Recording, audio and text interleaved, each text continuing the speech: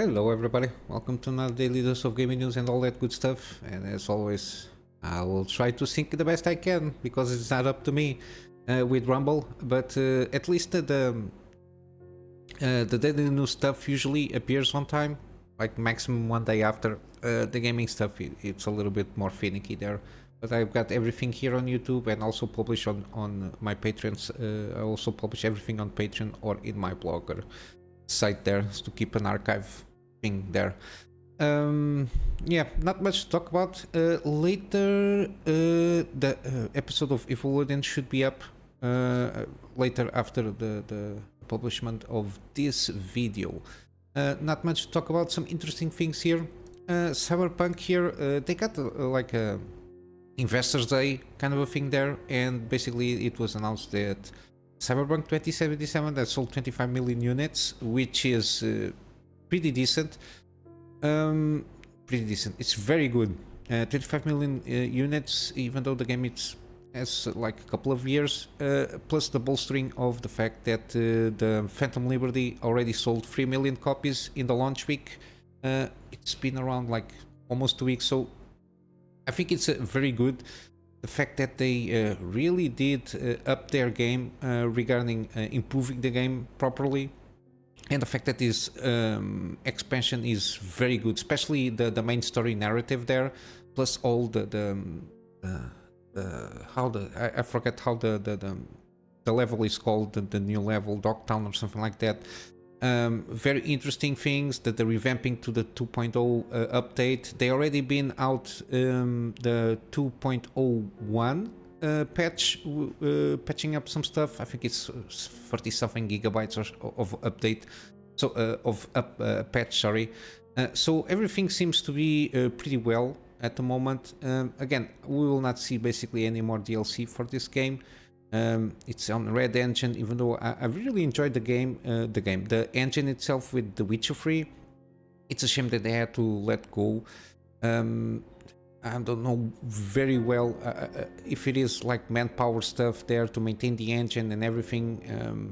It can be a little bit tricky to maintain like people, engineers on the engine, updating the engine here and there. Yeah, having like a third party doing all that same and give just the profit of the shares to that company, which in this case is Unreal or Epic Game stuff. But yeah, it seems then they break down here the 3 million units, whatever. We got some numbers here on employees that work on the DLC, around 360 employees. Plus a lot more from outside the company. Again, supposedly this cost at least $60 million to develop the DLC in terms of costs. Plus, around $20 million spent on marketing, which is a lot. Kind of the thing here, 3 million sales alone multiplied by $30, give or take, 90 millions in revenue, then like 70% only of that money will go to CDPR because of the cut from publishers, Steam, PlayStation Store, Xbox Store, and I don't know how Happy Games works in these kind of numbers, if maintains the 80 something, 88 to 12 kind of a cut there. But yeah, they are going to make money out of this considerably, because the game really basically is what it should have been at launch now. I think it is. I can recommend now, as a lot of reviewers and a lot of people that have been playing at least the 2.0 thing, even only the base game, said that now the game is where it should be. A lot of stuff was really revamped, like the police system, some AI stuff from the NPCs and everything. But yeah, plus the skill stuff. Yeah, a lot of improvements. The car combat also. You got now guns in cars. You can fire from cars. The police system is way better because they have like wanted levels similar to GTA, which is usually the system that I think it's best suited to this kind of game. You ramping up the things from wanted level instead of what I think it was before, which is like a little bit finicky, like pops just popping up in front of you or behind you out of nowhere. It was a little bit of a mess, but now everything seems to be on par. Plus the fact that they recently, yesterday I think, announced a big partnership with Anonymous Content to develop a live action project. Again, I suppose this is going to be like a more serialized content, so maybe a series. Because I don't see doing a movie out of this. I can even see, for example, from what I understand, even a prequel with Johnny Silverhand, like a kind of a series there, or taking into account like a kind of a prequel or introduction to Idris Elba character, given that they are actors. So I think it will be more immersive in that sense of the how you can tell a story with that and give more context on the world itself. I don't know, because they are relevant to the DLC and also the main story of the game. I think so. At least that's my perception there. But yeah, I think that there could be some interesting things. Just a little side note: this Anonymous Content, they basically they have several hits under the belt, as they say. The Revenant, Spotlight, Collateral Beauty, Outlaw King, The Midnight Sky, Stillwater. I think I saw this movie. And regarding TV shows, you got True Detective, which and Mr. Robot, they both Emmy winners. The Nick, I remember seeing something about this series. Berlin Stanton, I don't know. The OA, I think I saw the first season, and I'm not sure how it went. 30 Reasons Why, I heard about this one. Counterpart, The Alienist, On Before Dark, Paradise Lies, Defending Jacob, Last Days of Plot May Gray, and Shantaram. Yeah, I don't. By name, I don't recognize this, but yeah, it seems they are very very not productive. It's not the word that I wanted to use, but yeah, they have a lot good movies and series under their belt. Probably it will be at least a decent multimedia live action project, whatever I think it's on the early stages for them, not even announce if it is a movie or a series or something like that. But yeah, it's good to see that some kind of redemption, because they also work their ass off, and hopefully everybody there learned the lesson, not to repeat the same stuff that they did with the launch of and the fake promises from Cyberpunk, because they paid a little bit of the price there at the beginning with the reviews and stuff, and they tried to redeem themselves, and I think to a certain extent the redemption was achieved with a quality product here. Let's see how it goes now with the new trilogy of The Witcher and the sequel to the Cyberpunk stuff. All that stuff we will try to keep up, and they try to keep up the quality level they achieved at the moment with this game. Continue with that game. There is supposedly there is still a lot of comparisons between Starfields and Cyberpunk 2077. There was like a complaint of the movie stuff, like the animations and everything. Again, from what I saw, I don't see why the comparison here. They are both trying to achieve different things. At least from my perspective, it comes to a little bit on the agreement here of this Patrick Kimilis. There was a complaint from here, the dialogue animation, the staggering reaction to Regicam. Again, they are trying to achieve. This trend is good to check out. But basically, my take is they try to achieve different things. Cyberpunk is very condensed in that area. They spend a lot of the way they went about it. They spend a lot of time of building a more cinematic experience per se in terms of first-person RPG shooters. While Starfield is more about, they try to go about it as they always do, which is kind of a freedom stuff. Since Fallout 3, this kind of a thing, it's since Fallout 3, the way they do this kind of dialogues, from what I saw, and the choices and everything. Fallout 4, they try to change a little bit with the speaking protagonist, so the cameras pan a little bit between the people that are talking. But yeah, it was never kind of been the focus of making a more cinematic stuff. It's more about freedom of choice. That's where the focus is. Yeah, it's always been a little bit janky, the facial animation and everything, but it's nothing that no game can be perfect in every sense, basically. And trying to compare these two, they are achieving trying to achieve two completely things.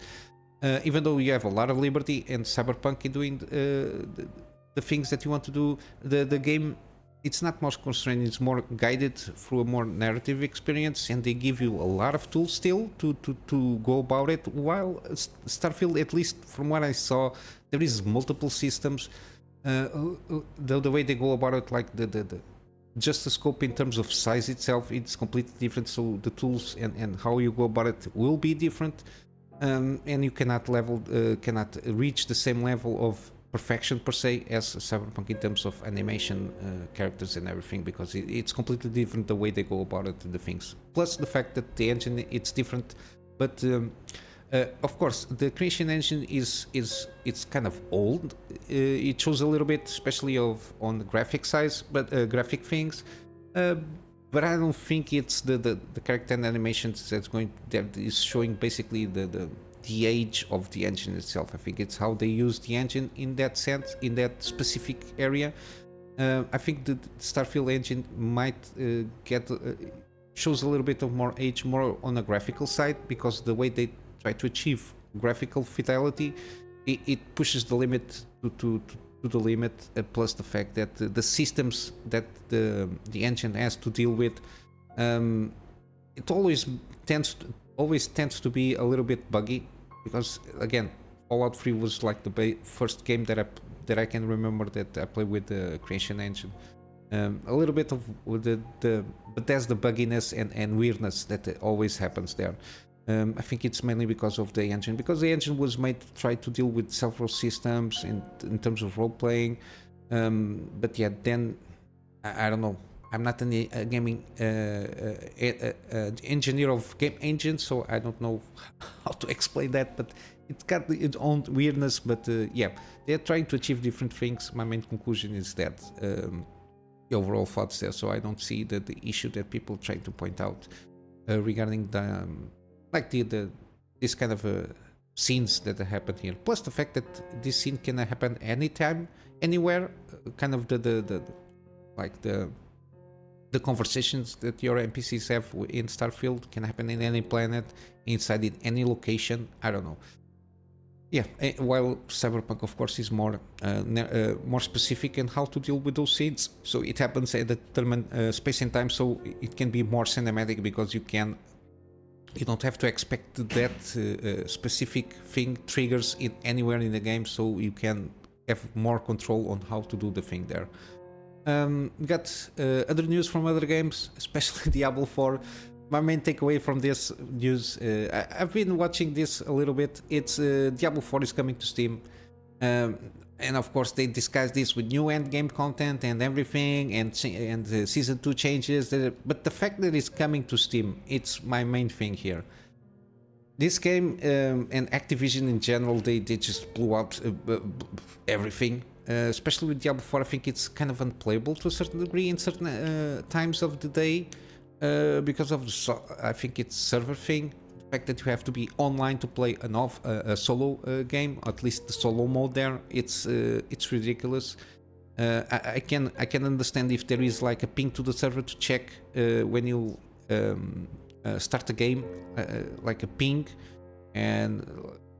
but the fact that you have to be always online to play the game, and if you're not online you cannot play the game on a solo content, it's stupid and ridiculous for me. Doesn't fit in my book, and if there is games like this, I usually don't play them, just because of that.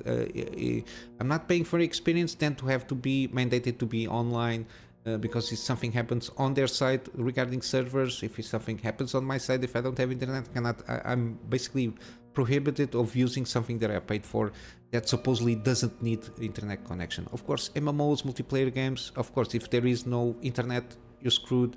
If the servers are off, you're screwed, even though you paid, but you paid for that experience itself. But yeah, Diablo is on a drought there. I think the concurrent plays is very low. They thought they had something in there, but yeah, I for sure I will not play this game. But yeah, it's interesting that they are. It's not the first one. Even Call of Duty, they are starting to go to Steam. I think something. One of the Call of Duties. I don't know which Call of Duty because I don't play Call of Duty. It's not a game for me. Too much. It's too much for me. Too much things happening on the screen for me at the same time. A lot of flashy bang bangs and everything, and I don't have like the skills to and I don't have the patience for multiplayer games, especially on a first-person shooter, which is very skill-based. But yeah, even that has to come to Steam to get more, try to get more money out of it. And this Diablo 4 is basically, it can be a very, it has I think it has it's a very good game by itself, but the fact that it is butchered by the fact that you have to be online, always online, and the fact that I think there is like some tweaks they did there on the like end game content and everything, and the looting and the grinding. It's too much for a game that you are paying. If it is like a free-to-play game, you have like those grinding mechanics, and then they just put you like microtransactions. I can understand the business model, but here I think it's a little bit too much. They try to compensate here. They are going to do also some season 2 changes, which is like a vampire kind of theme there. But yeah, my main take is coming to Steam because they cannot do money on their own. I don't know how this is going to. I think regarding the Activision and Microsoft deal or the Xbox deal, I think that the online servers, I think they were sold to. I forgot the company because of. Yeah, I think it was sell. I think another company is going to buy it. Mainly because of monopoly concerns there regarding online gaming and cloud gaming. I'm not sure which game. I saw a news regarding that deal. It's one of kind of the conditions here and there, but yeah, it's still not finalized, so we'll have to wait and see. I don't know if this has something to do with the fact that they can just push to Steam, just also to try to put it in a way that okay, it's not only in our servers, it's in other stores also. I don't know. We'll see how it goes, but yeah, the fact that they're doing this move now, I think it's more kind of trying to get more money out of it.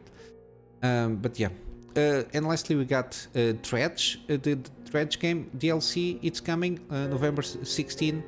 It's a very pretty good game in terms of like the little mechanics and story-wise. Got that Lovecraftian feel on the main story here, and they basically were inundated with requests to add more biomes, and they were always already before the game was launched. They were messing around with maybe a more icy kind of biome here, and basically it's what they did after a lot of requests. They basically completed that biome. Got some more fishes and a little bit different mechanics here to deal with this area. I don't know regarding story-wise if he has more stuff there, but yeah, this is a very good game. I've been presenting it when I see it on sale on Steam. I always bring this game up because I'm very interested in playing this game, mainly because of the story and the setting there, and the fact that it has some interesting mechanics on both management and inventory management and all that little things there that is interesting, plus the fishing stuff. But yeah, I'm going to wrap up here with some gaming deals. We got Dawnkeeper, again, very interesting game. Always seems to being updated with more stuff here. It's overwhelmingly positive, as you can see, 95. It's like kind of a base building, of course, procedural generation.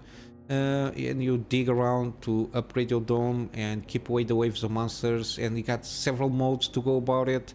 Very interesting, and I think the deluxe edition is not bad because they always put some like challenges. The double dome update is now, as you can see, it's always been updated here. They always put new challenges here for players to go about it and try to overcome them. That thing, the tornado thing, is I never saw this on the videos. But yeah, I think this one is a good. It's only $15, and if you like this kind of games, at least you can go from time to time to do all these things here and do some new challenges here. I think it's a pretty good game here.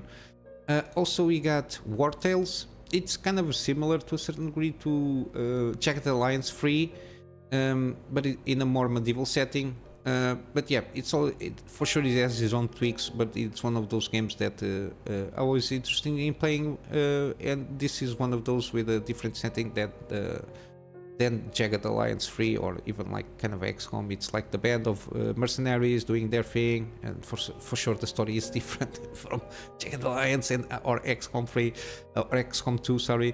But yeah, 20% off. $30. They've been keeping it updated quite well, and again, very positive feedback here. And lastly, from Steam, we got the Bandai Namco publisher sale, but the only game that it's good here from the publisher sale that they did, it's Elden Ring and Ni no Kuni, but it's only the second one, so I'll not bring it. I'll bring it tomorrow maybe.